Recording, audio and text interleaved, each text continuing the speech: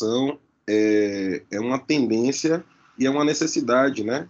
Mostrando aqui vários empreendedores e empreendedoras de todas as categorias, né? Negros, negras, gays, mulheres, deficientes, e como identificar as necessidades para esses mercados podem fomentar aí para a gente soluções interessantes. E especificamente isso tem a ver com a nossa discussão de hoje, porque quando a gente vai pensar, não sei se vocês eventualmente lá à frente vão se tornar algum tipo de produtor de conteúdo, ou então produtores estratégicos de conteúdo, ou então conselheiras ou conselheiros de alguma página, de alguma empresa, é importante pensar sobre inclusão. A discussão sobre hoje fala sobre inclusão, de certa forma, e mostra como ainda existe uma irregularidade, né, na apresentação dos diferentes tipos de interseccionalidades, de grupos sociais, de categorias, né, dentro da apresentação dessas marcas, especificamente as marcas de beleza. Uma coisa que a gente não discute aí no texto é a ausência de pessoas trans, a ausência, tem uma quantidade muito pequena de pessoas idosas, né, e as mulheres idosas, eu acho que tem uma mulher idosa que se apresenta, é uma mulher branca, com um sorriso tímido. Também não temos a apresentação de pessoas com necessidades especiais, e essas pessoas são mercado no sentido de serem pessoas que consomem, né? E é uma tendência hoje dentro das organizações de ponta incluírem, produzirem diversidade, porque mais do que uma questão de responsabilidade social, identificam-se esses grupos como grupos consumidores, né? Eu estava lendo aqui nesse livro, tem um exemplo de... Tem uma página, vou mostrar para vocês. Tem... Primeiro exemplo é da Rádio Yandé, que é uma página, né, que funciona como um portal para aspectos culturais da cultura indígena, né, das culturas indígenas. E eles trabalham com YouTube, com rádio, também tem uma página que organizam aí elementos culturais, simbólicos, identitários para esse grupo social. Já tinha falado para você, Helena. Também temos aqui o Lab Fantasma, que é a empresa de nada mais nada menos do que Emicida, que é um cara que começou na periferia de São Paulo e desfilou no São Paulo Fashion Week. Além de ser uma produtora, também tem uma marca de roupas. É um dos meus sonhos, inclusive, fazer uma coisa similar. Meu sonho é ter uma produtora. Em breve isso vai rolar. A Diaspora Black, que é uma empresa que desenvolveu aplicativos e sites para favorecer o turismo de pessoas negras, porque acontece muito assim, por exemplo, em Airbnb, né? Às vezes quando você chega na casa de uma pessoa que é negra, eventualmente você se assusta, alguém se assusta, ou então por descobrir e reconhecer a pessoa negra, mesmo como receptora, ou então como visitante. Então eles fizeram um trabalho, estão ganhando uma fortuna. Temos também aqui, cadê? A Hand Talk. Hand Talk é um aplicativo feito para pessoas que são mudas, né? Um aplicativo que faz tradução simultânea de Libras, né, para pessoas surdas, e já está sendo disseminado pelo mundo todo. Um dos fundadores é comparado a Mark Zuckerberg, né? O cara está milionário, ganhou vários prêmios. A Viajei, que é desse rapaz aqui, que é um aplicativo que favorece aí o turismo LGBT, que é um públicozão, e Makeda, acessórios de beleza, cosméticos, que é uma empresa que descobre aí, dentro do mercado, né, de beleza afro, um filão de mercado impressionante e que está mudando a vida de pessoas. Tem uma discussão muito interessante nesse livro aqui também, associada ao que chama-se Black Money. O que é Black Money, gente? Black Money é literalmente a troca, né, de mercado, de dinheiro, entre consumidoras e produtoras e consumidores negras e negros, né? Porque fazemos parte já de um mercado prolífero, né? Prolífico, né? Que tem necessidades e que, na medida em que eu compro de pessoas da minha categoria social, eu favoreço que essa categoria continue prosperando, né? Ao invés de comprar dos grandes conglomerados que não tem nome, que não tem cara, que não tem categoria. Eu estou nessa parte do livro, ainda tem um monte, esse livro custa R$ 30 e, tipo, tá abrindo minha cabeça assim, fazendo uau! Né? Um livro simples de ser lido, eu super indico para vocês. E também vou indicar outro livro, que é da Bárbara Carini, que é História Preta das Coisas. Esse livro daqui, a Bárbara Carini, ela tá no Instagram como uma intelectual diferentona. Ela é coordenadora do curso de engenharia da UFBA, se não me engano, e ela é também a criadora da Escola Maria Filipa, que é a primeira escola que traz aí, dentro do seu plano pedagógico, questões associadas com a cultura afro, né? E é impressionante, né, o trabalho dela. Também tive o prazer de conhecê-la semana passada. E o mais legal, ela, além de performar essa intelectual, na página dela, ela dança pagode, ela toca violão, ela faz um monte de coisa, mostrando aí que vivemos um período de identidades múltiplas. Ponto. Então, 2 indicações: História Preta das Coisas, não comecei a ler ainda, mas esse livro aqui traz invenções científico-tecnológicas de pessoas negras, 50. Impressionante. Muita coisa que vocês usam, que vocês não sabiam, foram feitas por pessoas negras. E esse livro daqui, Oportunidades Invisíveis, que é do Paulo, eu tive a oportunidade de conhecer ele na semana passada. É bacana a gente frequentar esses espaços e conhecer essas pessoas, que tem muita coisa para nos fornecer em termos de pensamento. Ponto. Fala, Ana.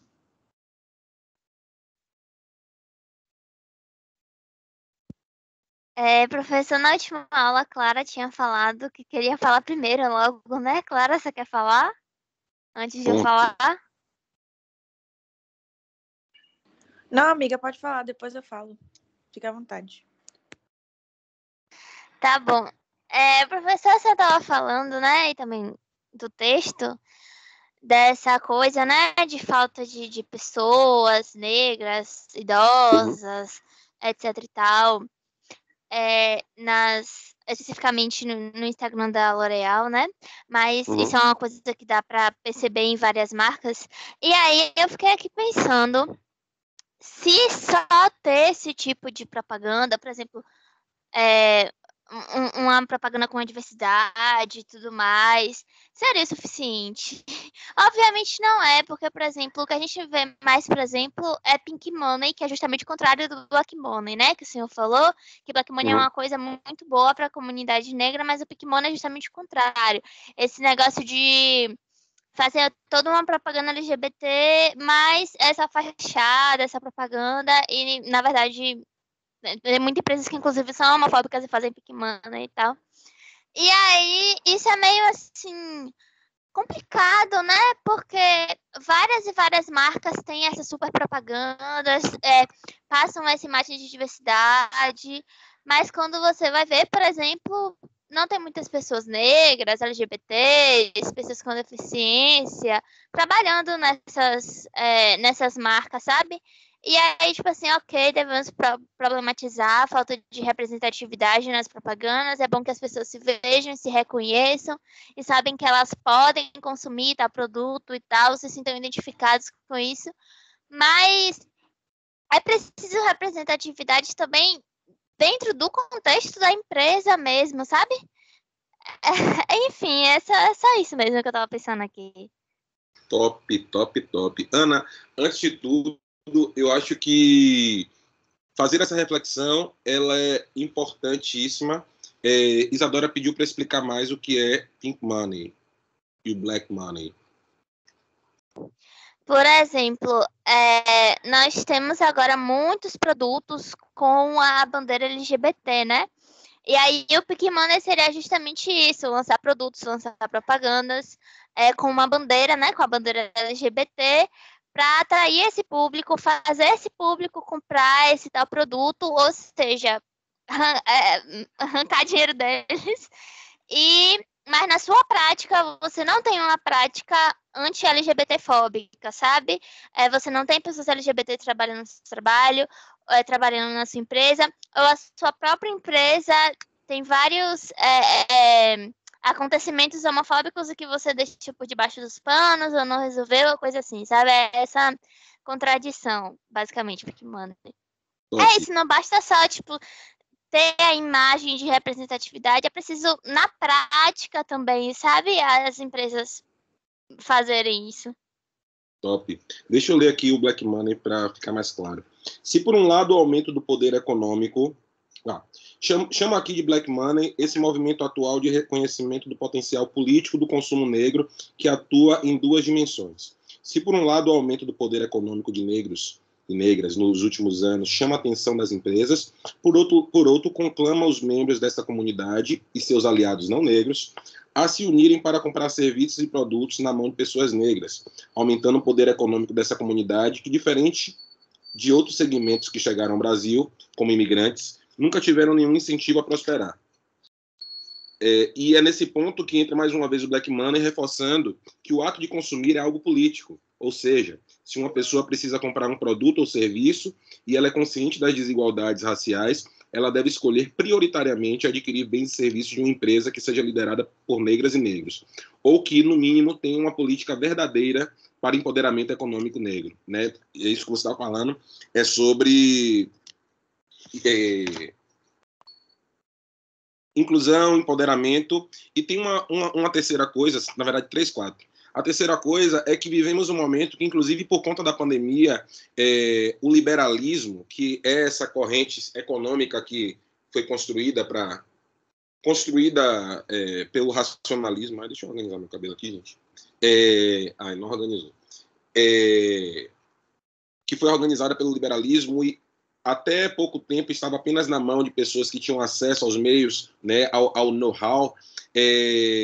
A pandemia fez com que várias empresas surgissem, vários projetos de empreendedorismo surgissem dentro das periferias, né? E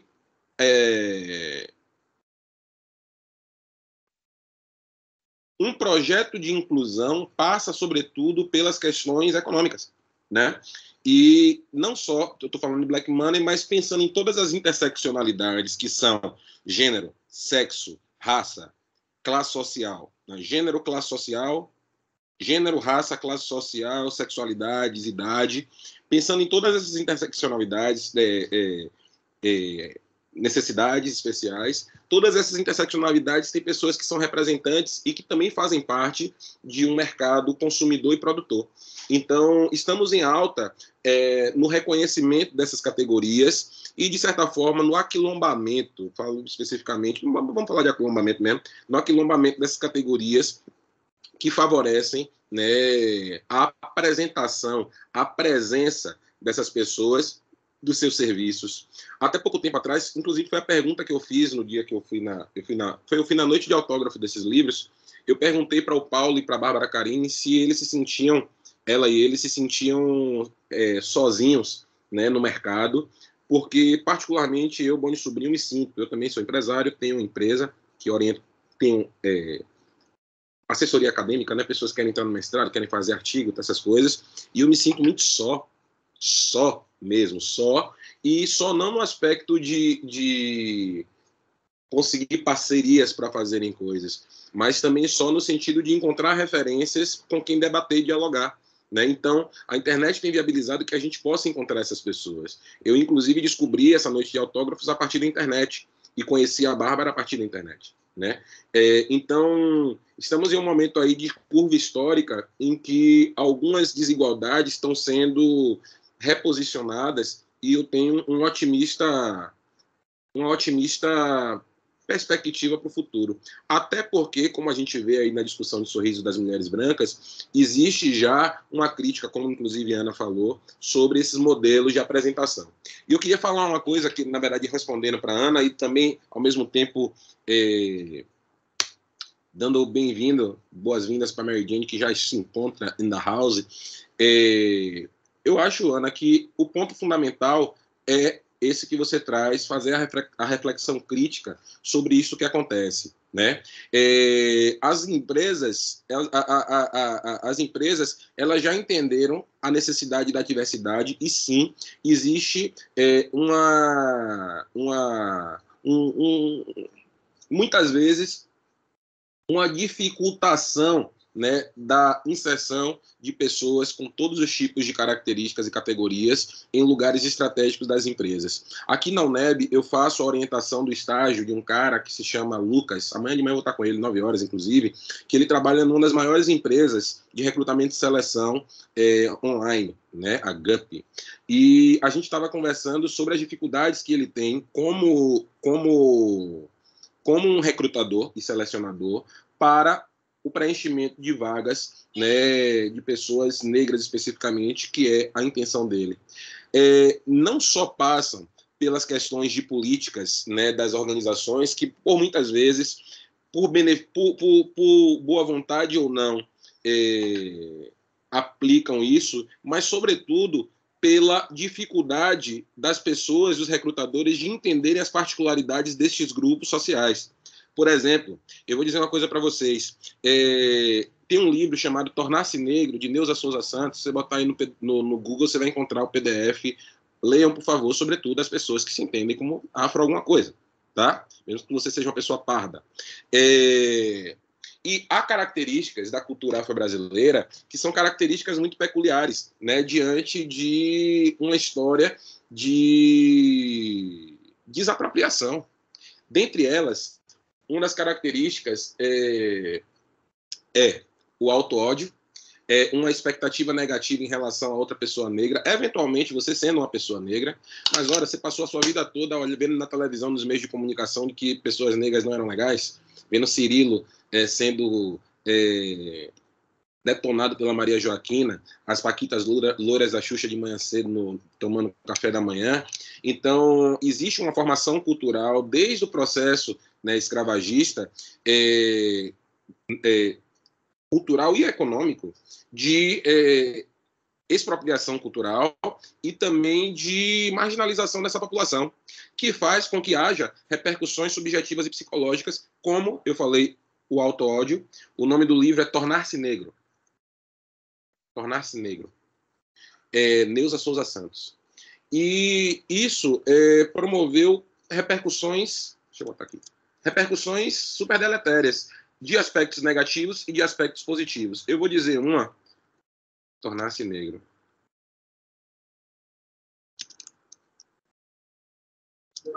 Neuza Souza Santos. E existe uma coisa muito, muito doida, assim. Eu não sei se vocês conhecem muitas pessoas negras, mas eu sou uma. E eu precisei aprender que eu precisava ser melhor do que o melhor do que o melhor. Por quê? Porque a expectativa sobre mim era, geralmente, que eu fosse ruim, né? E eu acabei conquistando algumas coisas na minha vida que eu me orgulho.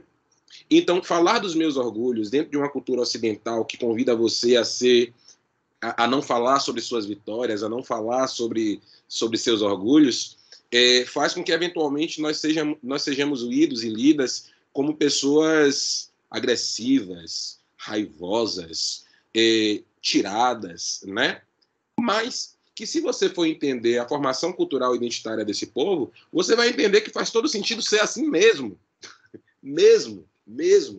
Porque é terrível você estar num espaço em que a expectativa sobre você é ruim e, mais uma vez, isso é construído. E, desculpe, nós somos muito bons. Todos os estudantes que eu tive, eu me reconheci negro, inclusive, dentro da UNEB, dentro de uma sala que só tinha gente gênia. Orientei o trabalho de Gabriel Suami, que foi um menino que estava fazendo trabalho de graduação, que virou um livro, né? E conheci a Adelmo, que hoje é psicólogo, que eu admiro profundamente, que está fazendo mestrado nos Estados Unidos, que comecei a orientação no trabalho de Karine, que fez um trabalho sobre um assunto que não tem, que não existe. E aí, pegando um livro desse aqui, História Preta das Coisas, eu descubro uma infinidade de produções de pessoas negras que ninguém sabia. Então, eu acho que a gente precisa se orgulhar mesmo. Eu acho que meu pai e minha mãe merecem se orgulhar de mim. E eu não estou pedindo para ninguém que acredite em mim, sobretudo quando eu já fiz as coisas e estão aí provadas, né, para qualquer um ver. Então, eu sei que esse discurso pode até soar para vocês até arrogante, não é essa a finalidade, mas fechando a história da GUP, mesmo os recrutadores e recrutadoras não têm habilidade para lidarem com essas pessoas. Então, o discurso que acontece entre os recrutadores e recrutadoras é que essa população não tem habilidades, competências, né, para determinado tipo de vaga. Mas você só vai entender, por exemplo, que uma pessoa negra vai ter dificuldade sobre falar sobre suas vulnerabilidades, por exemplo, em uma seleção de emprego, se você entender que a vida toda dessa pessoa houve uma expectativa dela ser vulnerável e que, na entrevista de emprego que ela precisa, ela não vai abrir vulnerabilidade, né? Então, a partir disso, essa pessoa pode ser entendida como uma pessoa inadequada para a empresa, porque ela é uma pessoa que pode, aparentemente, dentro de um grupo, ser pernóstica, enquanto, pelo contrário, essa pessoa, em uma equipe, pode fazer o impossível, porque, pensando, sobretudo, na constituição da população negra no Brasil e no mundo, essas pessoas aprendem a tirar leite de pedra para sobreviverem. Então, é um buraco que é super mais embaixo e que, ao mesmo tempo, tem a questão do mercado, que, por exemplo, a gente vê aí no texto do Sorriso das Mulheres Brancas, que a L'Oréal, efetivamente, diferentemente da Makeda Cosméticos, é uma empresa que sempre foi organizada para um público e que certamente não conhece o seu público, esse público, que gradativamente vai ganhando, né, espaço e que eventualmente não conhece as necessidades em termos de produto mesmo, né, dos elementos químicos que estão ali, né, e que vão, de certa forma, manter o seu algum tipo de nicho de mercado. Acho que Mary Jane pode falar isso muito melhor do que eu, um nicho de mercado para assegurar a manutenção, né, do que já acontece, né, da produtividade, dos lucros, enfim. Então, é isso que eu penso. Eu concordo com você, Ana Júlia, mas penso que o buraco é nosedive, muito mais embaixo, tá? E isso perpassa por reflexões de nós da psicologia ao pensarmos que grupos sociais, como é a subjetividade desses grupos sociais. E digo mais, não só dos grupos sociais de pessoas negras, falo de pessoas negras porque eu sou um cara preto, mas dos grupos indígenas, dos grupos LGBT. Essa semana eu estava numa roda de conversa, semana passada eu estava numa roda de conversa com amigos, eu juro que eu já paro de falar, e eu vi um grupo de pessoas que não eram nem um pouco representados por pessoas indígenas, fazendo confabulações sobre como era a cultura indígena. E eu falei para eles, eu fiquei um pouco irritado e falei para eles que era muito fácil imaginar aquilo que a gente não tem acesso e que tem estudos falando sobre essas coisas, que basta a gente ir procurar, ao invés de ficar falando bobagem na mesa do bar, né? Então, eu acho que a gente precisa, para falar qualquer coisa, minimamente procurar informação. Então, a informação está disponível e temos eu acho que eticamente, moralmente, uma necessidade de procurarmos saber, porque a gente já vive uma pós-contemporaneidade que integra, quer queiram, quer não, todos os tipos de categorias sociais. Ponto. Deixa eu só, antes de passar para a Clara, Mary Jane, are you there?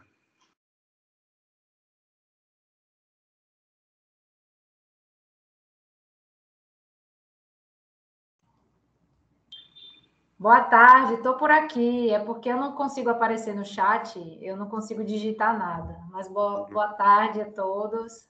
Boa tarde. Boa tarde. Vou ficar por aqui ouvindo, né? Estou aqui ouvindo vocês.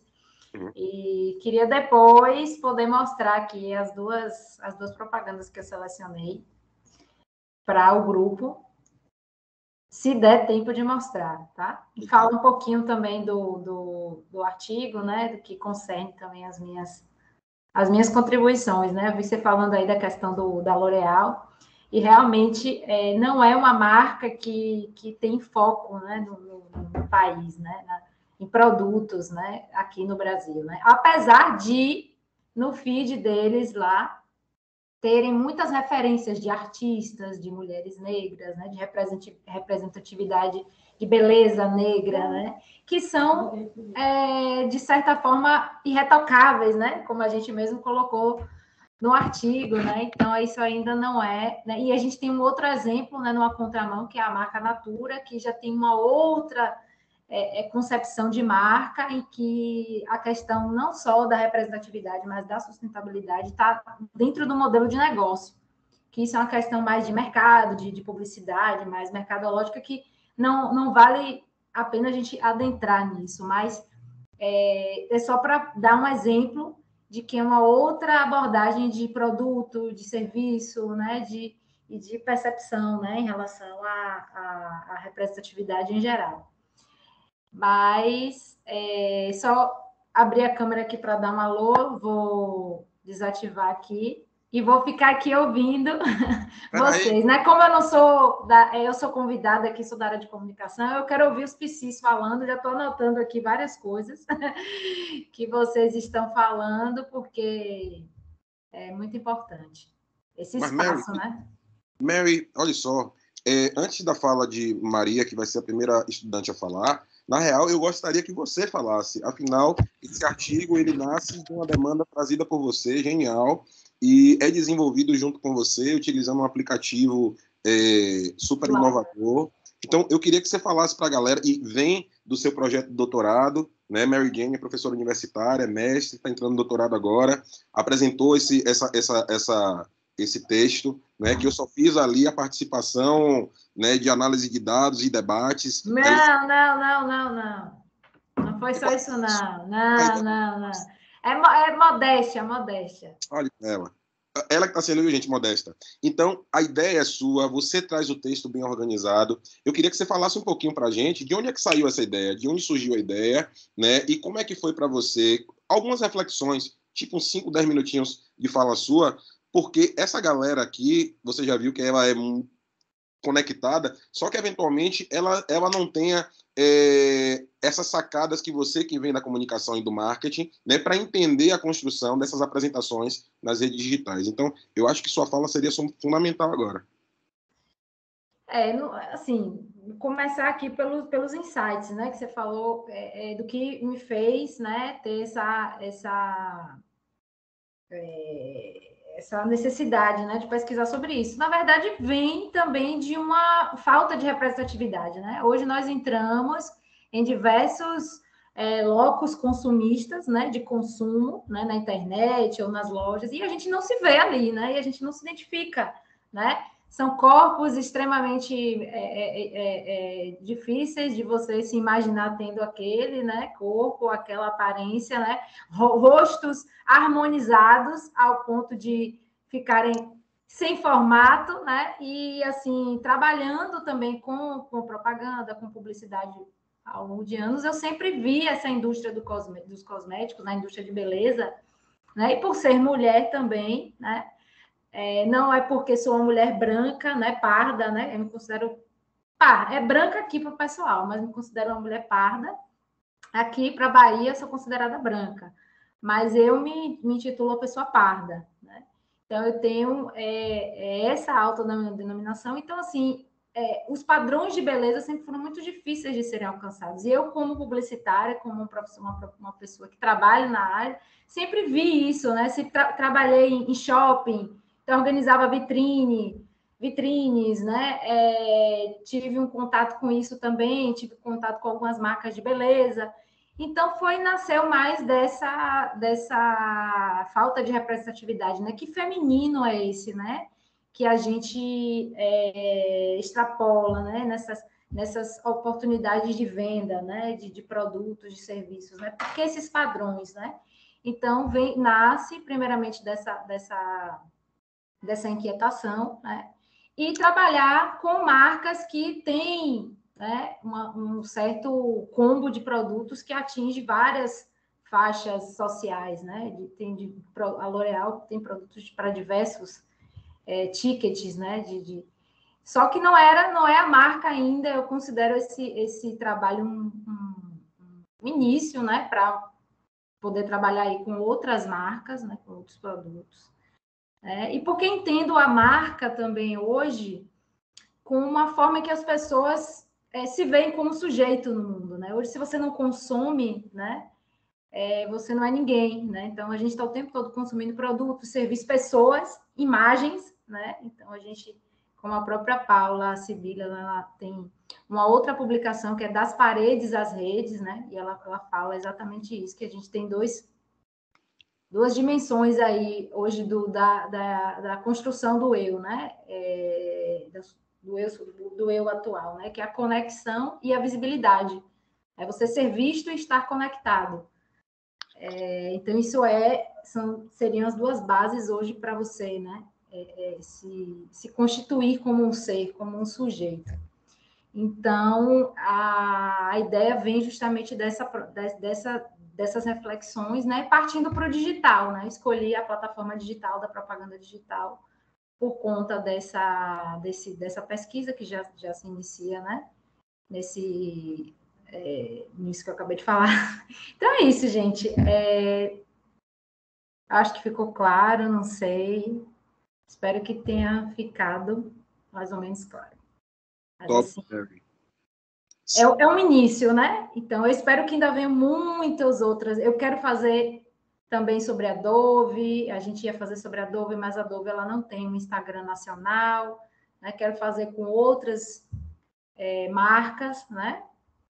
Com outros produtos também, né? Mais ligados a essa área de padrões, né? De construções de padrões, a indústria de cosméticos. Gente, a indústria de cosmético é um mundo, assim, e assustador, né? E justamente por ser assustador que me traz essa curiosidade, né? E a gente consegue ver um reflexo do que a gente está construindo, né? Em termos de representações, muito através desse mercado, né? Da indústria de beleza, da moda, né? E indústria de cosmético bastante, né? Então é isso. Vou desligar aqui, ficar aqui só ouvindo e das 6 horas eu vou desligar porque eu vou ter compromisso, mas eu estou aqui. Tá, valeu. Aí a hora que você me chamar, Tá se bom. der para mostrar, se não der, Certo, tudo bem. E vamos fazer o seguinte, vamos fazer uma rodada. Gente, se vocês tiverem também qualquer tipo de pergunta para Mary Jane, vocês já viram aí que é uma bomba e que ela sim que trouxe esse projeto para a gente fazer. Ela que está sendo modesta. Se vocês tiverem qualquer tipo de dúvida, vocês botam aqui que a gente joga para ela. Mas vamos fazer uma primeira rodada de comentários sobre a leitura do texto e reflexões que vocês têm. Clara, tá contigo, viu? Vou tirar a câmera para facilitar, que estão dizendo aqui no chat que... Vou tirar também. Vou tirar também. Aqui. Muita pressão, que eu tenho que falar primeiro assim, mas enfim. Hoje eu vou falar rápido, porque basicamente vocês falaram muita coisa que eu já tinha em mente, sabe? Mas me chamou a atenção duas partes do artigo, o início e a parte da pesquisa em si. O início, principalmente porque ele fala sobre como o mercado transformou nossa imagem, a imagem feminina, em mercadoria. Então, como a gente vê que existe a atribuição de significado a determinados produtos e a gente tem essa necessidade de estar sempre comprando ou querendo adquirir alguma coisa que muitas das vezes não faz sentido a gente ter ou a gente não tem necessidade de ter, mas o mercado ele trata aquilo como uma fraqueza, algo que a gente precisa para estar cada vez mais próximo da imagem que foi construída, da imagem do corpo perfeito, da pele perfeita, da mulher perfeita. Então, existe também uma naturalização desse incentivo à compra. Então, eles tentam fazer com que é normal a mulher querer comprar tanto, é normal a mulher ter essa impulsividade. Eu achei muito interessante também que vocês citaram O Mito da Beleza, de Naomi Wolf, né? E é um livro muito massa. Tem um trecho específico que está no artigo que fala assim, que de alguma forma as mulheres comprarão mais se forem mantidas no estado de ódio a si mesmas, de fracasso constante, de fome e insegurança sexual, em que vivem apenas como aspirantes da beleza. E eu achei isso, assim, me chamou muita atenção, porque é realmente assim que a mídia e que a publicidade quer que a gente se sinta mal com o nosso corpo ou com a nossa aparência, para que a gente sinta a necessidade de comprar os produtos para parecer com aquelas imagens que, na verdade, não são reais, né? Muitas vezes são algo totalmente ditado, longe da realidade, enfim. E sobre a pesquisa em específico, obviamente, existe a diferença, né? foi exemplificado com a L'Oréal, mas eu tenho certeza que outras marcas também teriam esse mesmo resultado da predominância de mulheres brancas. Mas o que eu achei mais interessante foi que vocês observaram não somente essa predominância, mas de que forma ela aparece. Então, por exemplo, a presença de mulheres brancas em cargos de mais liderança, por exemplo, e de mulheres negras mais sérias, não estão sorrindo, não estão em cargos de liderança tanto quanto as mulheres brancas. E fala também sobre as mestiças, que ficam ali naquele meio termo, como se tivesse uma posição de entre, né? Acho que é um termo que até utiliza no artigo. Então, eu achei isso muito interessante, a forma de observar não somente a presença das mulheres brancas com mais frequência do que as negras, que é algo que já é muito discutido, mas ver de que forma isso é representado, é algo que eu nunca parei para observar e que depois disso é realmente notório. Top, top. Olha só, gente, por ser um homem, eu vou priorizar que vocês façam comentários sobre essas questões associadas com o gênero, né? Essa coisa da sensação ruim do próprio corpo, com essa promoção do estado de ódio. Eu acho que pode ser um papo muito interessante entre vocês, até porque estamos falando sobre gênero, que pode ajudar, inclusive, a mim, a Eduardo, a entendermos como é que vocês experimentam, né, essa vida nas redes, né? Então, se Mary Jane puder ou vocês puderem trazer esses debates, eu que digo hoje que prefiro ficar como coadjuvante. Professor, queria falar uma coisa, complementando um pouco do que Clarinha falou, né? Que ela falou a questão das mestiças, né? Ela usou esse termo. Eu me considero uma pessoa mestiça e eu vejo, às vezes, essa questão da representatividade meio desfocada, porque eu tô entre, né? Então, assim, eu sou escura demais para as brancas e eu sou clara demais para as negras, né? E a questão da representatividade nas propagandas, né, nos produtos, às vezes eu não encontro um meio termo, né? De me sentir representada num produto, porque ou é apresentada uma mulher branca, de olhos claros, cabelos claros, ou é apresentada uma mulher negra de cabelo crespo, que eu não me identifico em nenhum dos dois, né? E outra coisa que Clara falou brilhantemente é a questão do ódio pelo próprio corpo, né? Eu acho que eu já mencionei aqui uma vez que às vezes eu evito ver certas coisas, né? Justamente para tentar guardar a minha saúde mental, assim, tentar manter a minha mente sã, né? Porque eu vejo muita coisa, assim, que às vezes um problema, vou colocar isso entre aspas, um problema em mim que eu nunca tinha dado fé que eu tinha, né? Eu percebo depois que uma certa marca traz aquilo ali como um problema. Você que tem tal coisa, compra esse produto que vai te resolver. E eu penso assim, mas eu tenho tal coisa, eu nunca pensei que pudesse ser um ponto negativo, né? E uma terceira coisa que, na verdade, não tem tanto a ver com a questão feminina, mas a questão da cor, né? Então, no caso da pesquisa que eu fiz, né, tem a ver com a cor de pele não só para mulheres, né? O semestre passado eu tava cursando na UFBA ainda, e eu tinha matéria de Gestalt terapia, a gente fez um trabalho sobre percepção, e nós estudamos sobre os algoritmos, né, que tendem a apresentarem rostos brancos nas propagandas, né, porque eles davam melhor visibilidade. No caso, perceberam que atraía mais você ver um rosto branco do que um rosto negro. E aí eu lendo a matéria, né, lendo o texto, eu percebi um pouco disso, a questão no caso do texto que trazia L'Oréal Paris, né, a questão de ter mais propagandas com rostos brancos, né, e a questão da posição em que essas mulheres brancas se encontravam, né, é mais fácil você ver uma mulher branca ali como uma posição, como Clara falou, né, de um cargo alto. Muito raro, por exemplo, você ver uma mulher branca representando o papel ali de uma empregada doméstica, né? Então, enfim, tem muita coisa, eu acho que é um texto muito amplo, dá para você tirar muitas reflexões, então, mas foi isso que eu percebi. Top, top, top, top. Eu não sei se Mary está aí, mas se ela tiver, certamente está. Ou se, claro, sempre se sentir à vontade para falar, mas eu sei que ela tem um arcabouço teórico e prático, porque vive isso, muito grande para trazer esses debates. Você me falou sobre uma questão que eu vou comentar acerca da raça. Existe uma discussão muito interessante sobre a questão da mestiçagem, né? O Brasil é um país mestiço. Eu sou um cara mestiço. Minha mãe é uma negra misturada com índio, meu pai é um cara preto. E o encaminhamento do cosmopolitismo, vou chamar assim, é a integração das culturas. Definitivamente, gente. Então, essa coisa da pureza, em qualquer um dos lados, é uma coisa que vai cair por terra. Inclusive, é um debate que eu faço dentro dos meus grupos de debate racial, né, que meu sonho é que os pardos se entendam como pretos, né? E estamos num momento, graças a Deus, em que os pardos querem se entender pretos. Até os brancos estão querendo se entender pretos agora, então eu acho ótimo. Tenho vários amigos meus, tem um amigo meu, Preto Du, que ele é branco do olho claro, e ele é apaixonado pela cultura.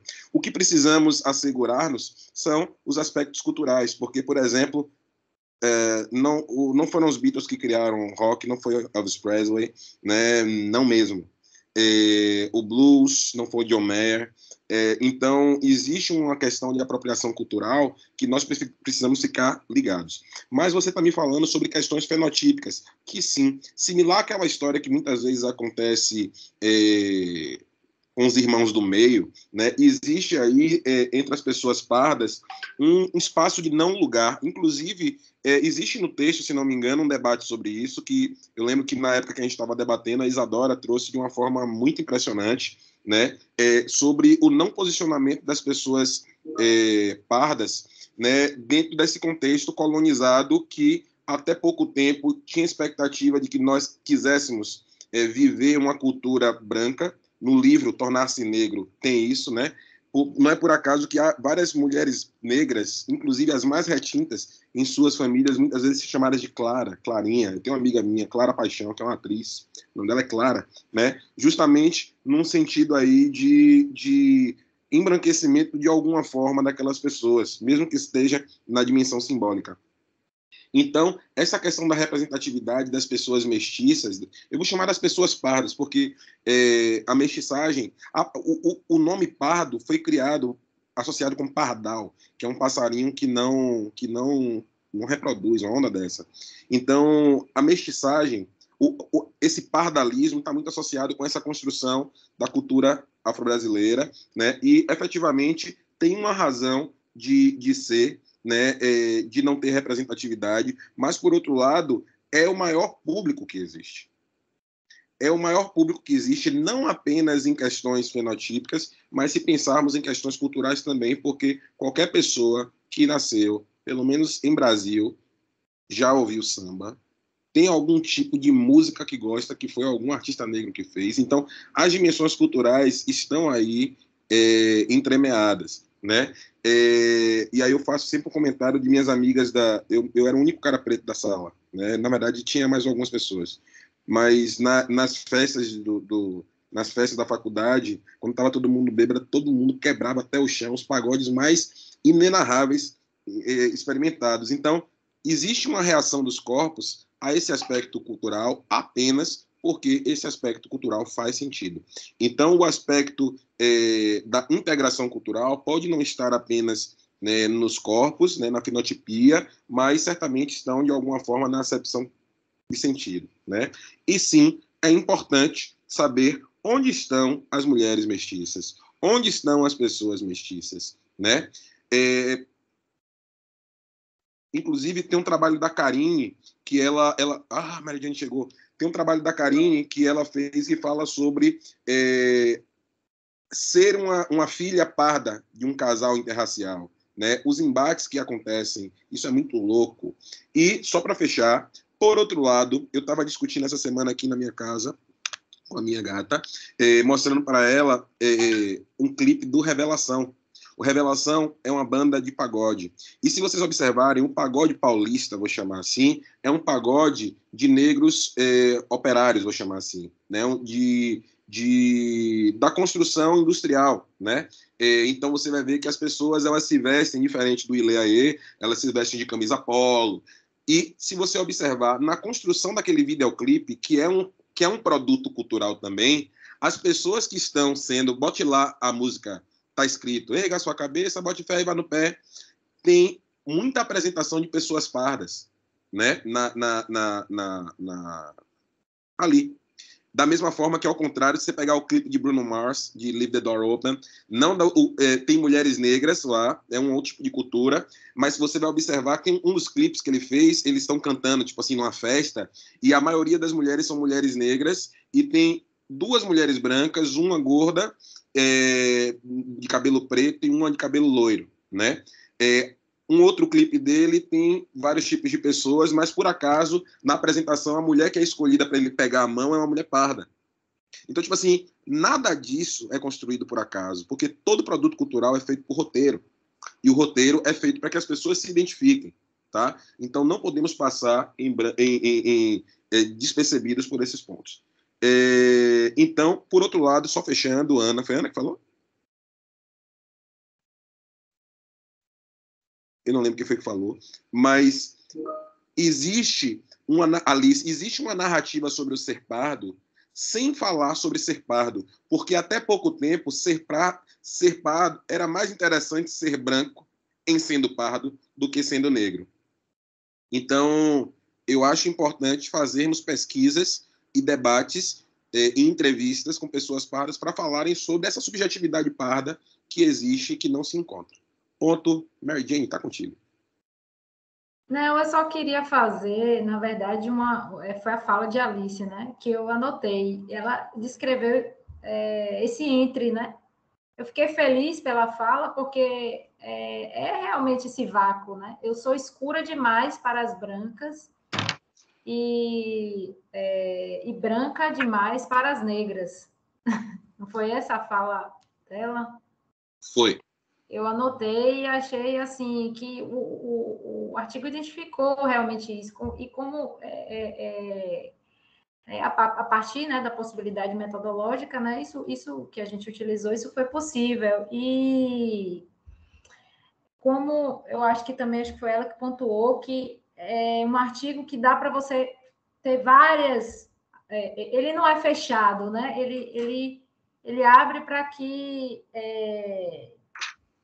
você possa pegar, por exemplo, você pode, por exemplo, pegar o nosso artigo e utilizar para diversas análises, porque ali você tem interseccionalidade. Hoje é impossível a gente falar de qualquer assunto, principalmente no que tange ao feminismo, por exemplo, sem falar de interseccionalidade. É praticamente impossível. Então, é um conceito aí basal aí para qualquer tipo de... para tudo que a gente for falar. A gente vai falar de pessoas hoje sem o conceito de interseccionalidade, é praticamente impossível. Você vai ser unilateral.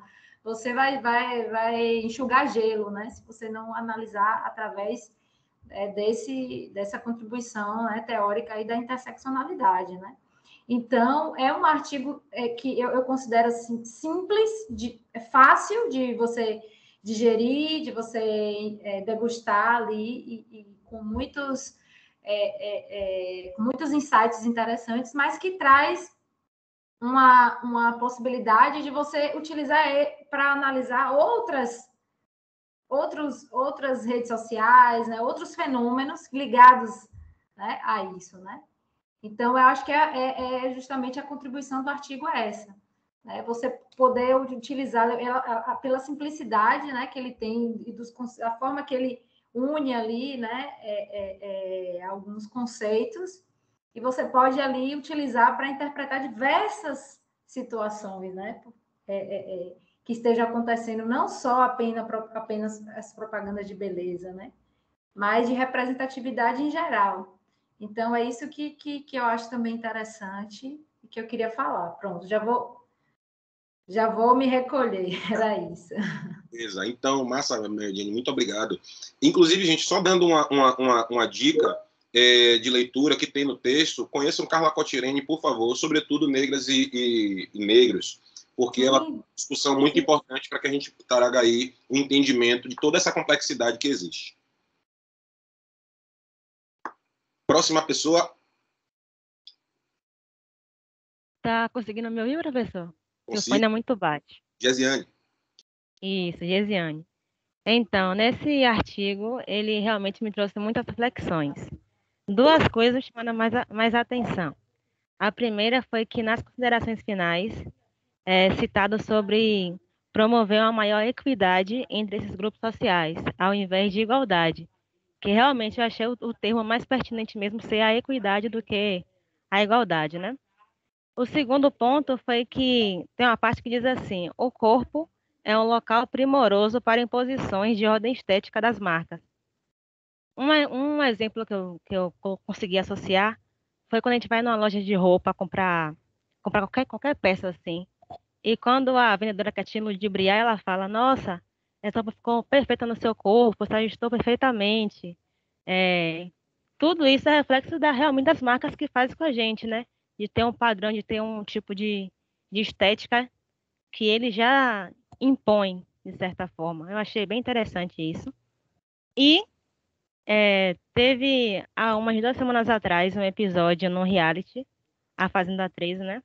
Não acompanho não, mas foi muito falado na mídia, de uma modelo, a Daiane Mello, onde ela falou que ela não poderia pegar muito sol, porque as marcas não gostam de peles muito morenas, né? Que eles preferem um corpo mais elegante, um corpo que não seja o moreno, digamos assim.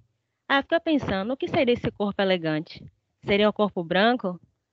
Foi bem reflexivo mesmo. Era só isso, minha contribuição. Top, Gesiane. Inclusive, nesse livro que eu estou lendo, tem uma parte que o Paulo fala, eu vou pegar aqui para ler para você. Primeiro sobre isso, depois eu vou falar sobre outra parte.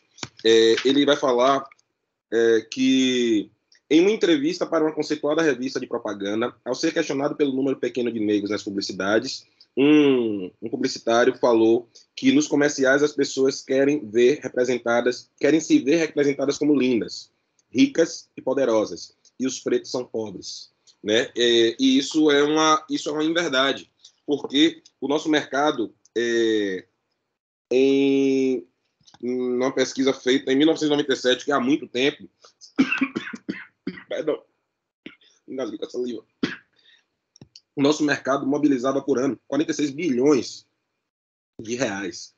E após o processo de inclusão em universidades que aconteceu no início do século, especificamente a partir de ações afirmativas, isso cresceu muito. Inclusive, eu sou professor de vocês, sou um cara negro e conheço outras que fazem parte desta nova classe média que já existia também, mas hoje apresenta-se de uma forma muito mais forte.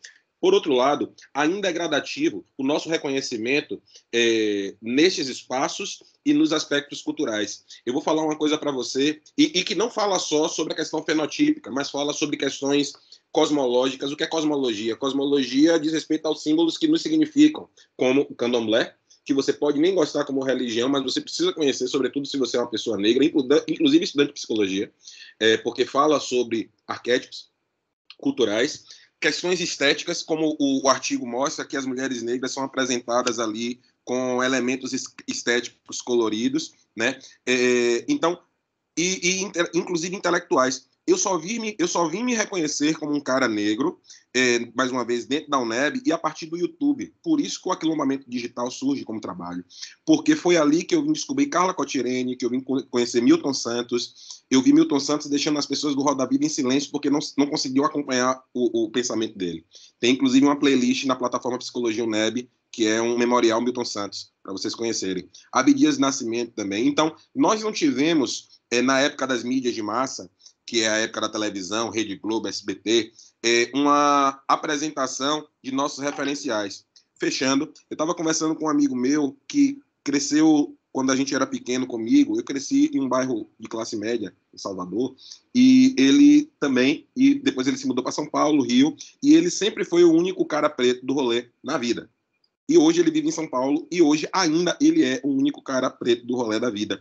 E ele ainda não sabe sobre as referências que existem. Então, a gente ainda está começando a assimilar.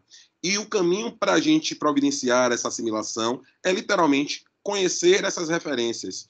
E, especificamente, o aquilombamento digital sinaliza e mostra cientificamente como existe uma relação do acesso a essas referências com autoestima e reconhecimento nosso. Tem o primeiro ponto que você traz diz respeito às questões estéticas, que pela fala também, eu não me lembro quem falou, que falou sobre essa coisa do estado de ódio entre vocês mulheres, é uma construção que me parece ser construída por um processo de socialização feminina que é baseada em um modelo patriarcal, antifeminista e que, inclusive, coloca vocês, mulheres, preponderantemente no lugar de objeto. Eu conheço algumas pessoas que não vão na praia por estarem gordinhas, por exemplo, né? Porque elas têm vergonha de serem vistas, sobretudo por outras mulheres, com o corpo que têm. E isso é uma coisa que nós precisamos refletir como pessoas, antes de tudo, né? Porque diz respeito a uma introjeção colocada na cabeça de muitas mulheres, né? Da mesma forma que na cabeça de muitos homens, a questão de virilidade, a questão de poder econômico, também, de certa forma, influencia o nosso entendimento como homens. Ponto. É isso. Massa, seu comentário. Próximo comentário. Tem alguém? Professor, posso falar? Pode. Eu não sei se tem muito a ver, eu não li o artigo, né, que eu fiquei com a primeira parte, que foi na semana passada, simplesmente não deu para ler. Mas, enfim, a Gesiane comentou sobre a participante, daí acho que foi de A Fazenda. Eu queria ressaltar também 2 comentários que, tipo, me deixou bem pensativa e bem constrangida ao mesmo tempo. Uhum. E ela estava falando sobre a questão do cabelo, uma participante, ela estava penteando o cabelo de uma mulher e ela é pele clara. Ela falou para a menina que não entendia o porquê dela ser mais um pouco escura, ela ter o cabelo ondulado, meios crespos, dizendo ela, e a outra participante, tinha o cabelo mais liso. E ela dizia que não entendia o porquê ela era mais escura e ela tinha cabelos escorridos, entendeu? E eu fiquei bem raciocinando o porquê a mulher de outra cor de pele não pode ter cabelo tipo, cabelos lisos. Tipo, ela esqueceu até no total os índios. Então, assim, os cabelos diferentes, se referente, como eles dizem, aos brancos. E outro comentário dela também, que ela falou, foi que ela não poderia tomar muito sol para não ficar morena, porque eu acho que ela é modelo e não aceitavam mulheres de peles mais escuras. E ela tinha que, ao todo, ficar o tempo todo fora do sol, tomar pouco sol para não ficar morena. Sendo que, tipo, de qualquer maneira, isso pode ser racismo? Quem pode me responder? Eu não sei se tem a ver com o assunto, mas é uma coisa que eu lembrei. E eu fiquei muito pensativa. Eu queria até chegar, inclusive, essa aula para conversar sobre isso com o senhor. Que massa, Aliane, seu comentário. Olha só, primeiro vamos entender o que é racismo. Racismo não é uma ação, discriminação é uma ação. Racismo é um sistema simbólico de poder organizado a partir de uma cosmologia colonizadora do mundo, que é a cosmologia ocidental, que começa em Platão, e que estabelece um padrão estético, cultural, ideológico para ser, né, hegemônico. Infelizmente, por esses grupos, né, cosmológicos organizarem esta era ocidental, que começa no ano zero, apesar de ter 3.000 anos antes de impérios e intelectualidade africana, observe, 3.000, a gente está em 2020 ainda, tem 3.000 antes, né? Apesar de existir, organizou o entendimento da normatividade a partir de determinados padrões. Mas, efetivamente, Aliane, quem define a moda em Paris não é a estética branca, né? E isso é uma metáfora de uma música do Max de Castro. Então, existe sobre as nossas cabeças, inclusive pessoas negras também, que fazem parte de um universo simbólico, né? Um entendimento construído da mesma forma que o entendimento, né, da socialização das mulheres vai para um caminho aí, eventualmente, de uma servidão, de um romantismo. Existe esse encaminhamento, essa socialização de pensamento que, de certa forma, instaura socialmente algumas expectativas do que é belo e do que não é. Tá? E como você está assistindo um programa numa mídia de massa, essas pessoas que estão ali representam, né, as narrativas que acontecem dentro desse espaço, dentro desse universo simbólico maior, e deflagram como o racismo, como sistema simbólico, influencia, né, as expectativas sobre nós e influencia, inclusive, as nossas autoestimas. Mas eu vou dizer uma coisa para você e para vocês.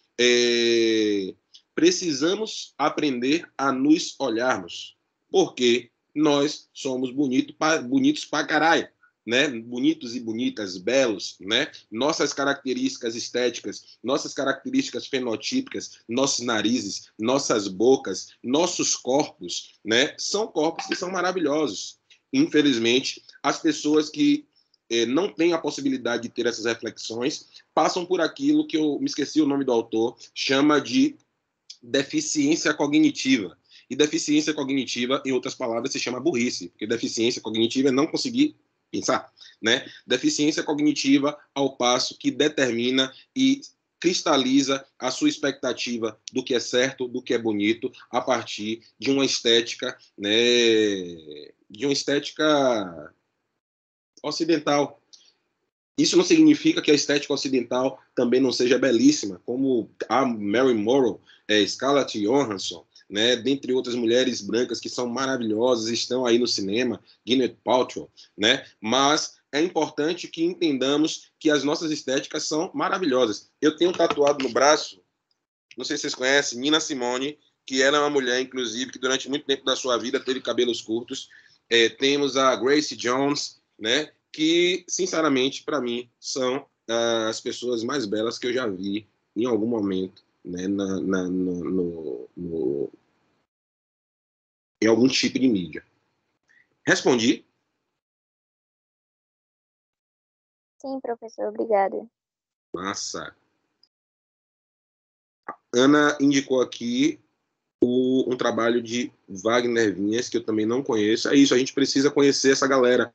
Porque quanto mais a gente conhece, e também teve outra sinalização da Maria Beatriz Nascimento, que eu também não conheço, quanto mais a gente se conhece, mais a gente descobre nossas potências. Eu tive essa experiência de aquilombamento com Carla Cotirene, especificamente, vendo aquela mulher que foi uma cordeira, hoje uma das maiores intelectuais do país, né, me deixando completamente envergonhado, porque eu não conseguia acompanhar o nível intelectual dela e consegui perceber, né, nela tamanha beleza, inclusive sendo uma mulher completamente fora do padrão ocidental. Primeiramente por ser uma mulher absolutamente retinta e por não ser uma mulher magra, mas por ser uma mulher que eu particularmente me sinto encantado, né, porque ela é de uma beleza deslumbrante.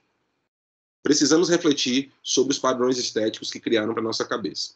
É tudo mentira.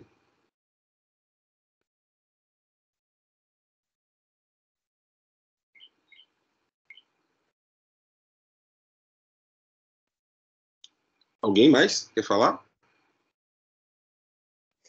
Professor? Oi.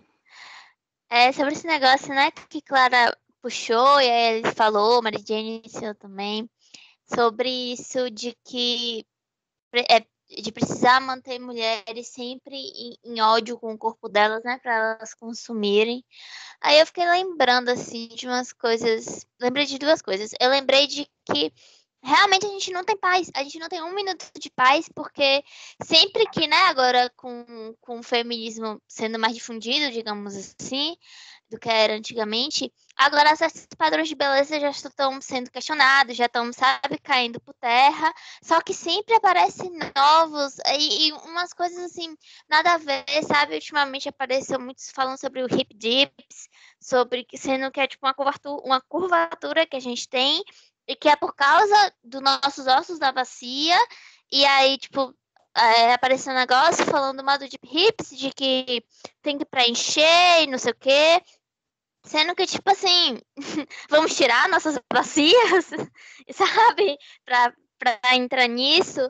E também isso é um negócio falando dos cílios, de um procedimento para a gente não deixar os cílios colarem uns nos outros, né? Que às vezes acontece de um fio de cílio ficar em cima do outro. E aí aparecem umas coisas assim, sabe? Que você fica assim, tipo, meu Deus do céu, quem pensou nisso? Quem criou isso? Quem tornou isso um problema? Quem tornou coisas naturais do nosso corpo um problema, sabe? E aí eu fiquei lembrando também de outra coisa, né? De que isso pode acarretar, esses padrões podem acarretar coisas muito sérias, né? Transtornos alimentares e coisa e tal.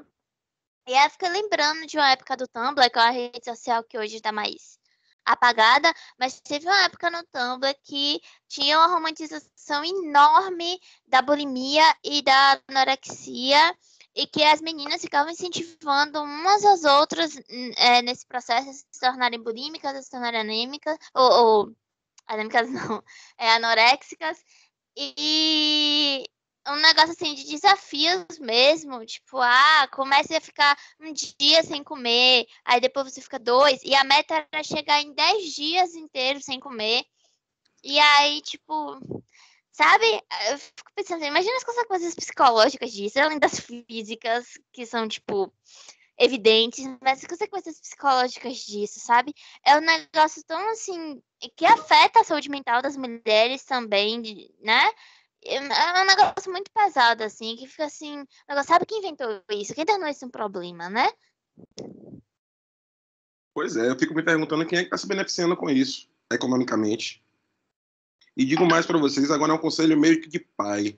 Meninas, vocês são tão inteligentes. Demais. Mas ninguém quer falar. Vocês são tão inteligentes. Eu acho que esse valor, além de, obviamente, cada um de vocês tem suas belezas. Inteligentes demais. Tipo, corram dessa onda. Corram dessa onda. Valorizem pessoas que olham para vocês como pessoas. Porque essa dimensão estética não sustenta nenhum tipo de relação. E, inclusive, se você for feio ou feia e você for inteligente, mudanças no mundo você fará e certamente você vai encontrar pessoas interessantes que vão ter interesse em vocês, em quem vocês são. É uma sugestão. Mary, fala.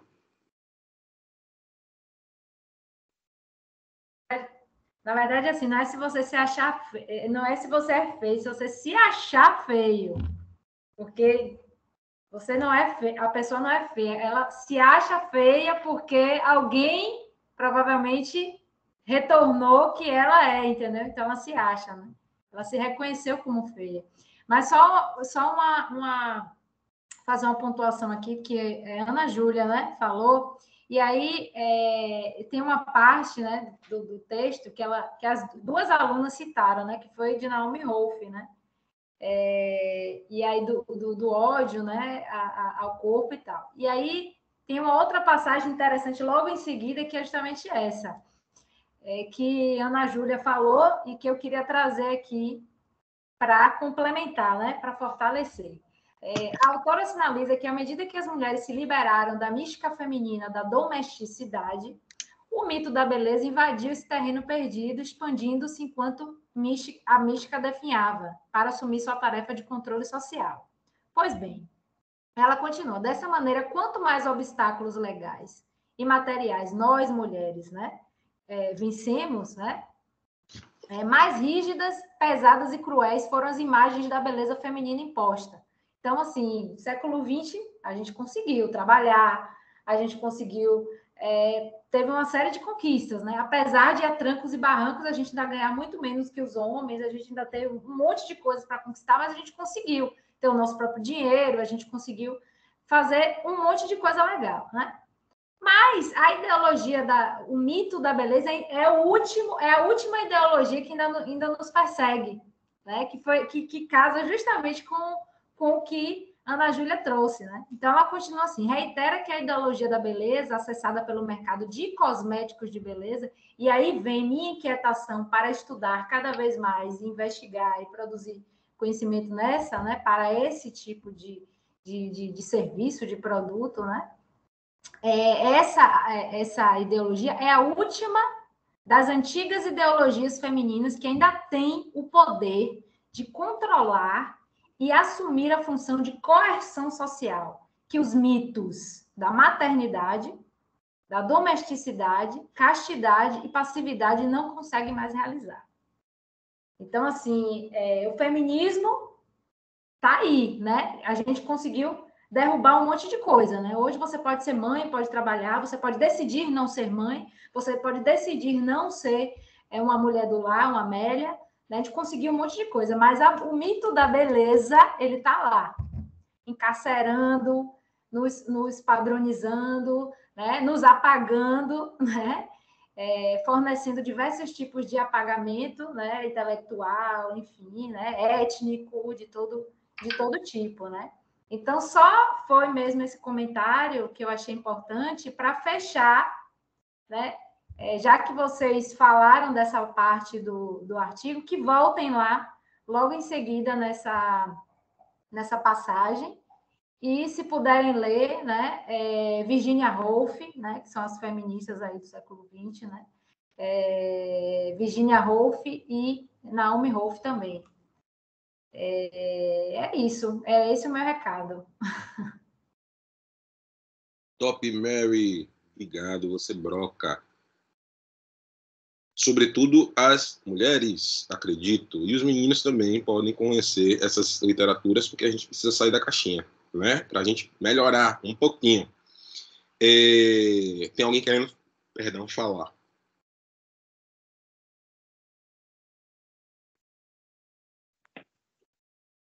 Estão ouvindo, tranquilo? Escuto. Quem está falando? Rafaela.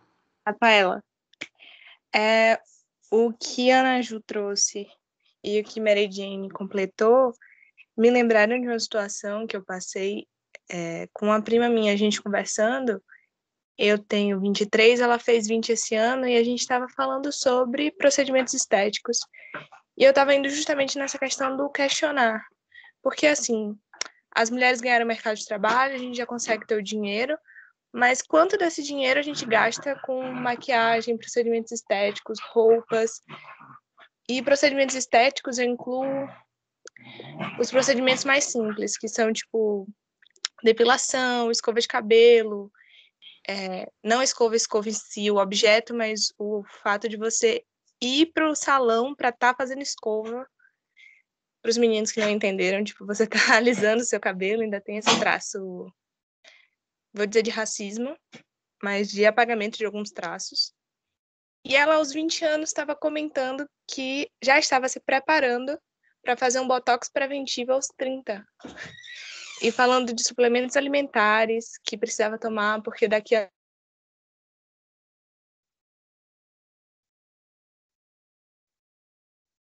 que o exercício era essencial não pela saúde, mas porque depois de, sei lá, quando você atinge os 50 e poucos anos, tudo cai, tudo vira pelanca, e o exercício, se você fizer desde cedo, ajuda a manter a tônica muscular e coisas desse tipo.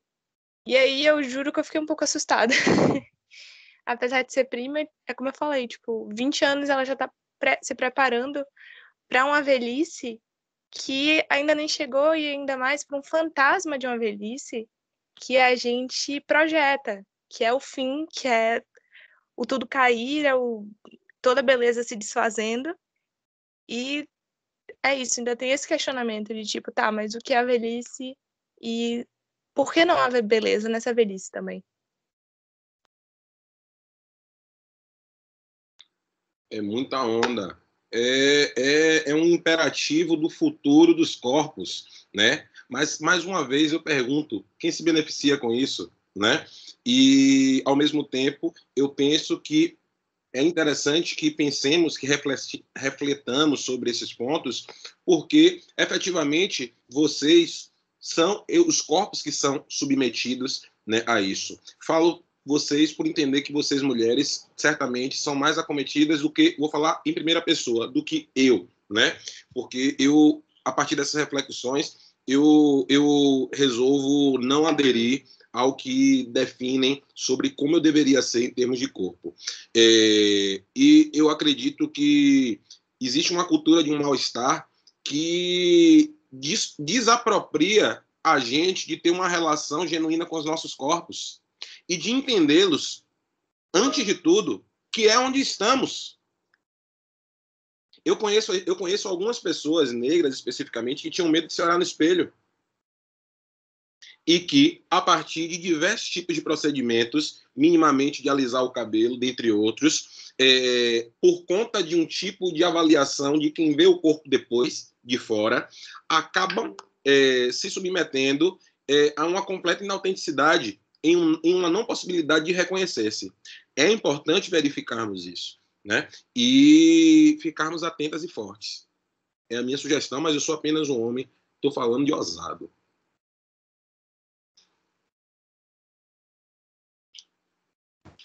Professor?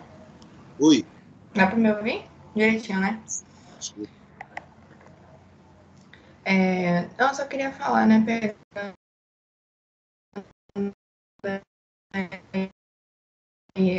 É o mais cruel, né? Para mim, o mais cruel disso tudo é que, por mais que a gente veja os padrões por aí, a lógica é fazer com que isso seja algo inalcançado, né? A gente nunca vai alcançar a perfeição, né?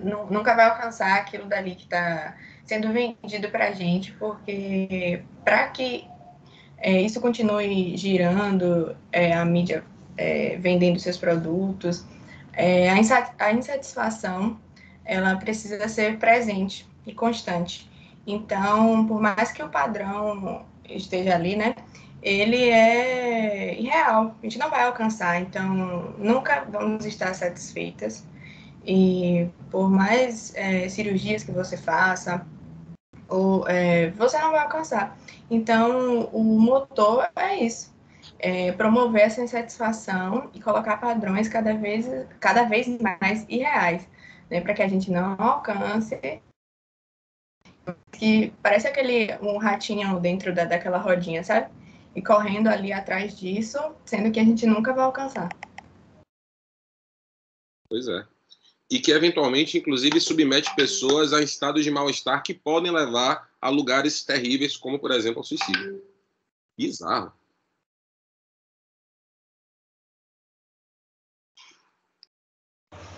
Professor, é porque eu lembrei de algo que aconteceu comigo. Todo esse debate me fez lembrar de uma situação. Assim, eu não sei se tem muito a ver, mas essa representação de Jesus. Nossa, eu queria fazer muita zoada, mas enfim. Essa questão da religião que representa Jesus. Tá dando pra me ouvir? Que aqui tá muito barulho. Oi. Eu escuto você na boa. Tá dando pra me ouvir direito?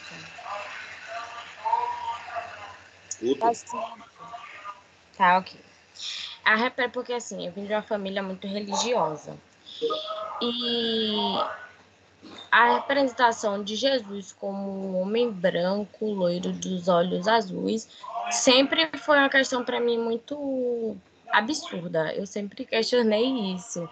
E uma vez eu fui questionar para o pessoal da minha família, que lembrando, é pessoal muito religioso, e aí como resposta eu tive que Jesus tem que ser representado assim mesmo, porque é a imagem que mais se aproxima da divindade, né, da perfeição e daquela coisa sacra. E eu achei isso muito absurdo, né, porque é como se o branco, a pessoa branca, ela fosse representada como o bom, né, a divindade, e o negro como algo mal e ruim, né?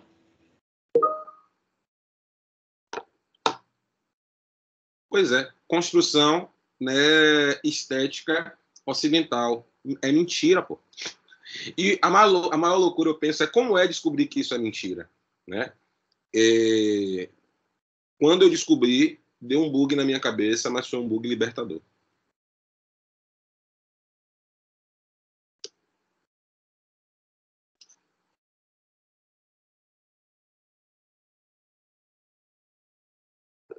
Precisamos pensar sobre o que querem que a gente pense, gente. Isso é uma coisa importantíssima, porque apenas isso fomenta que a gente tenha o mínimo aí de autenticidade em nossas vidas, né? Ponto. Que comentário. Próxima pessoa é a Aliane? Eu acho que sim. Mas, enfim, foi muito profundo esse argumento aí da Isadora.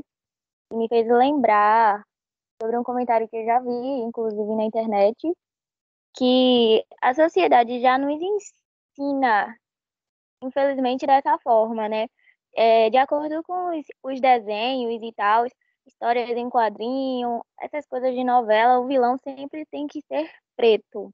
Sempre. Ou seja, a gente desde criança, desde a nossa fase de aprendizado, a gente já entende que o preto é mau e que o branco é bom.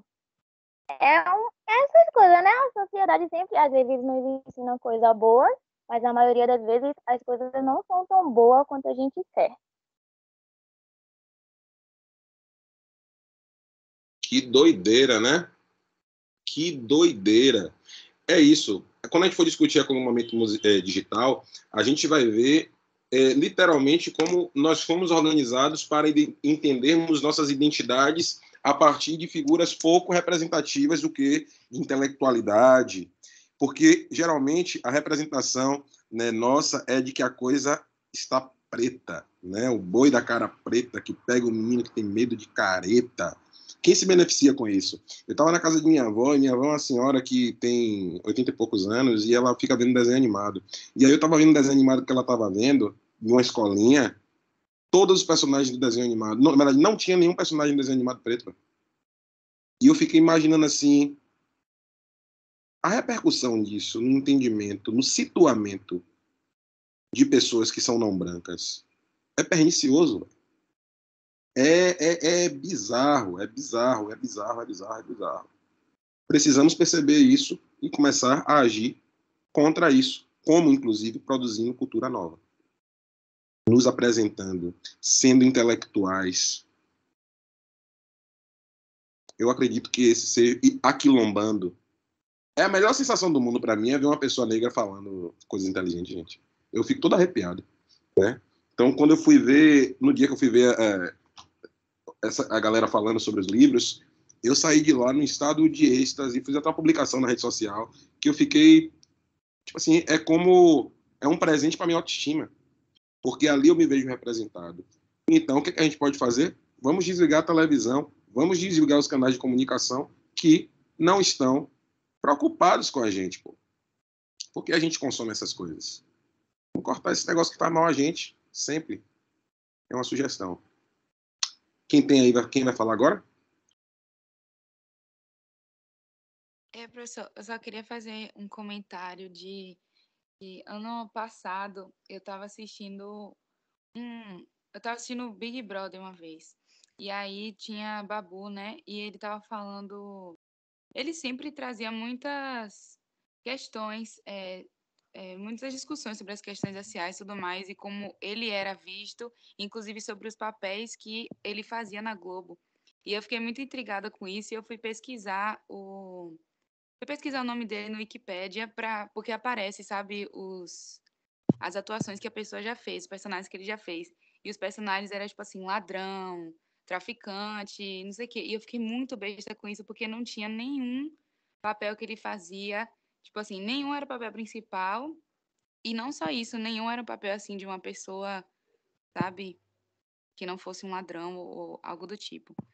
E a gente vê muito isso. Inclusive, eu já reparei que muitas séries da Netflix não tem nenhuma pessoa negra, nenhum personagem negro, nem toca nesse assunto, nem nada. E também sobre o que Isadora tinha falado, desse comentário que alguém fez sobre Jesus ter que ser assim, loiro dos olhos azuis porque representa uma divindade. Isso não faz sentido nem pelo lugar onde ele vivia, porque lá no Oriente não, basicamente não existe pessoas assim. Tanto que tem algumas representações, desenhos, né, que eles fazem da imagem aproximada do que seria de Jesus Cristo pelo lugar onde ele vivia, pela época que ele vivia e tudo mais. E não tem absolutamente nada a ver com aquele Jesus todo europeu que criaram, porque por causa tentativa de representatividade de que, como Isadora falou, que já disseram isso para ela, né? E até na própria Bíblia diz que Jesus não era da forma que as pessoas imaginavam que ele seria, né? Que doideira. Ana.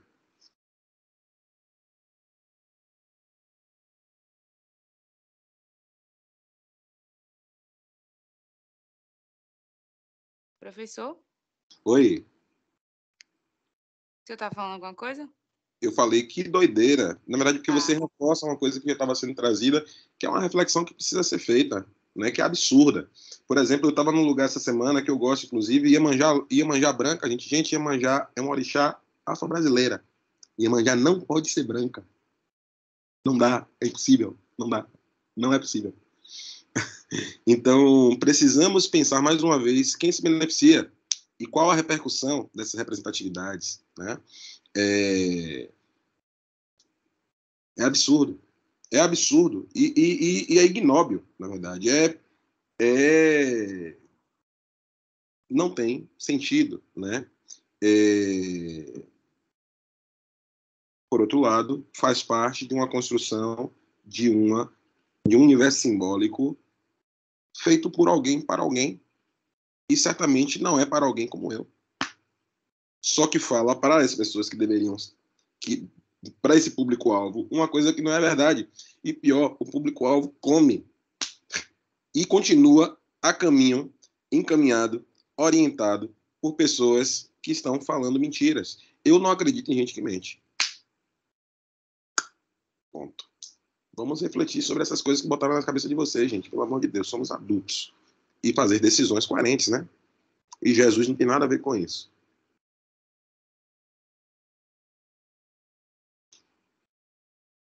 Tem alguém que quer falar? Ou a gente vai falar? Eu acho que Ana queria falar.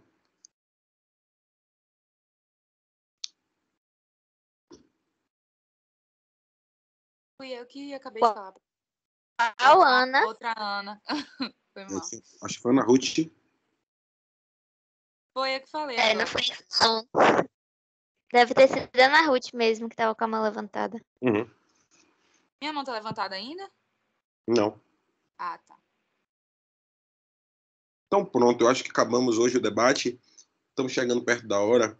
Então, galera, bacana. Eu espero que esse debate de hoje tenha trazido para vocês, sobretudo as meninas, mas também os caras, reflexões que abrem, assim, escancaram para vocês coisas muito importantes sobre como a construção da realidade social é produzida para que as pessoas pensem coisas.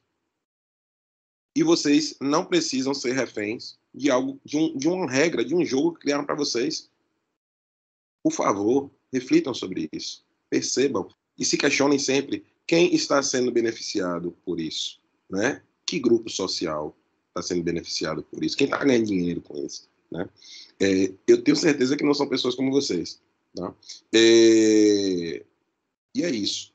Para o próximo encontro, então, vamos fechar essa coisa do sorriso das mulheres brancas e vamos fechar também essa discussão sobre a representação do eu, né, na vida cotidiana, especificamente a partir, né, da primeira vez. Primeiro foi associado com as representações no Instagram, associando aí, né, Instagrammers, nessa discussão de hoje, a construção social a partir, né, das plataformas de marcas. E vamos entrar numa discussão no próximo encontro sobre presença social. Tá? Eu vou mandar aqui para vocês agora um artigo que foi feito pelo Git. Esse artigo, perdão, é assinado por José Carlos Ribeiro, eu e por Marcel Aires. Marcel Aires é um comunicólogo também, doutor, o cara é fantástico. Zé Carlos Ribeiro é o cara mais importante da psicologia e interações sociais, né, e tecnologia na contemporaneidade, sobretudo na Bahia, e eu sou um mero pupilo. A gente escreveu esse artigo aí falando sobre a presença social, né, a percepção de presença social a partir do uso de dispositivos móveis, né? E a gente vai discutir, junto com 120 jovens, quais são os fenômenos que acontecem, né? Por exemplo, quando você percebe quando alguém está falando com você no Instagram, no YouTube, e visualizou e não responde. Ou então, quando as pessoas estão à distância e os pais, né, têm uma expectativa de resposta imediata diante dessa característica que os dispositivos trazem, né, de uma conexão constante, que a gente está always on, né? Então, tem outros fenômenos, como o stalk, né, que as pessoas, por conta dessa presença social. O que é presença social? Presença social, nesse momento eu estou com a presença social no Instagram, tem gente me vendo no Instagram lá, agora nesse momento, vendo minha foto, parecendo que eu estou lá no momento, inclusive no Stories, se eu fiz Stories de manhã, né? Então, a presença social, literalmente, produz uma presença dessas pessoas ou dessas marcas em um ambiente digital e faz com que haja reações e repercussões de diversas ordens, que não existiam há 20 anos atrás, por exemplo. Então, esse artigo aí é para a próxima semana, isso terça para terça. É um artigo também, e aí a gente vai trocar uma ideia sobre essas experiências e eu quero ouvir vocês também, como isso acontece na experiência de vocês, tá? Vai ser esse debate gostoso que a gente faz toda semana. Aí, daqui a 2 semanas, a gente vai falar mais um texto sobre vigilância e controle, que foi feito pelo Zé Carlos, pelo Rodrigo Negin, que é o cara que está em Fátima Bernardi no final de todo mês, trabalha na Cifernet, o cara que criou uma teoria muito bacana sobre o meta-self. Ele é doutor, ele é massa, e a gente encaminha nosso papo assim, né, com os artigos publicados pelo GITS. Fechou?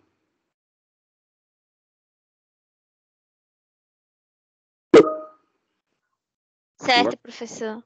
Graças a vocês, a aula é massa. Eu agradeço muito, é um prazer estar com vocês discutindo isso. Eu espero que a cabeça de vocês dê uma virada de chave a partir dessas discussões, porque a minha sempre dá.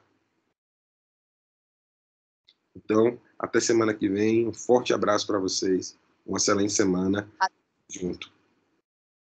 Tchau, tchau. Até semana que vem, Tchau, professor. professor. Boa noite. Boa Tchau, noite. professor. Tchau, tchau. Tchau, professor. Tchau, professor. Tchau, professor. Boa noite.